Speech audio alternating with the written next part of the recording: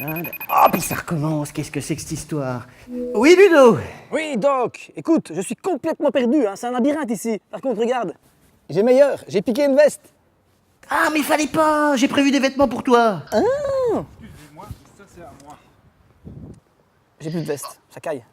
Mais j'ai tout prévu, écoute, suis les flèches noires, puis les flèches blanches avec le petit lapin, et enfin termine avec les flèches vertes. Et puis tu m'appelles après, parce que, excuse-moi, j'ai pas mal de boulot, on voit ça après. Merci.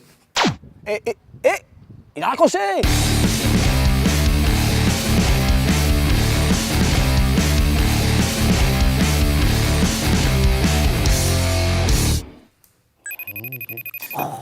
Oui, Ludo?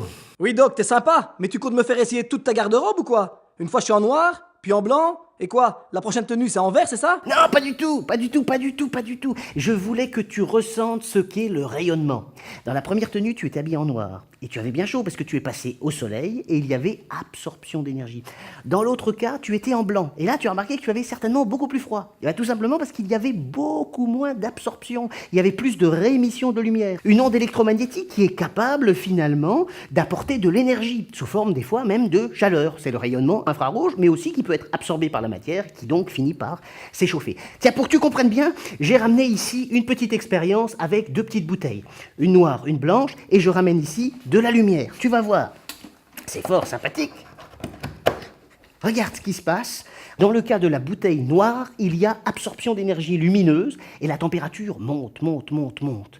Le rayonnement infrarouge est absorbé, la température augmente. Dans l'autre cas, il y a réémission.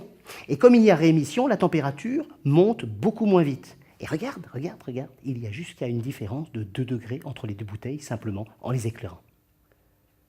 Et c'est pas fini, j'en ai encore une autre. Regarde, si tu prends un petit morceau de carton noir que tu as chez toi, un petit morceau de carton blanc, une bougie, des allumettes, et puis tu manges tout un tas de sucettes pour récupérer juste les bâtonnets, une bougie, et bien sûr, des allumettes. Tu vas comprendre. Alors, j'allume ici, hop, mon affaire là, j'allume ma bougie,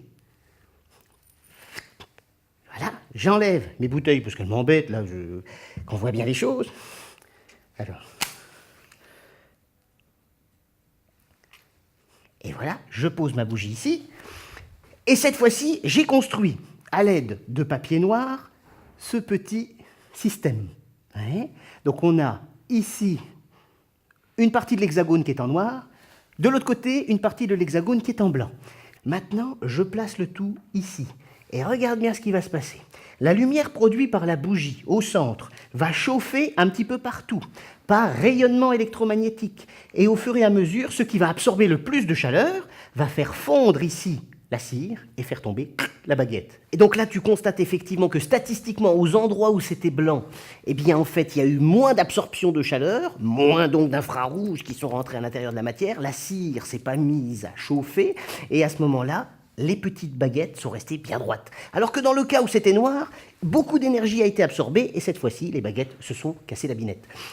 C'est ce qu'on appelle en fait vraiment l'absorption d'infrarouges. Les infrarouges, pour comprendre, regarde, j'ai une petite caméra, tu vas comprendre, c'est très facile à voir. Regarde, si tu me regardes effectivement à l'intérieur de cette caméra, tu vois que les parties qui sont plus chaudes de mon corps apparaissent ici bien claires, bien jaunes, bien brillantes, alors que les parties qui sont un petit peu plus froides, comme mes lunettes, tu vois par exemple, paraissent un peu plus rouges. Et si je regarde maintenant avec cette caméra infrarouge les différentes parties ici, tu constates qu'ici, par rapport à là, il y a une grande différence d'absorption, effectivement, d'énergie infrarouge. C'est aussi simple que ça. Allez, à tout à l'heure. Salut!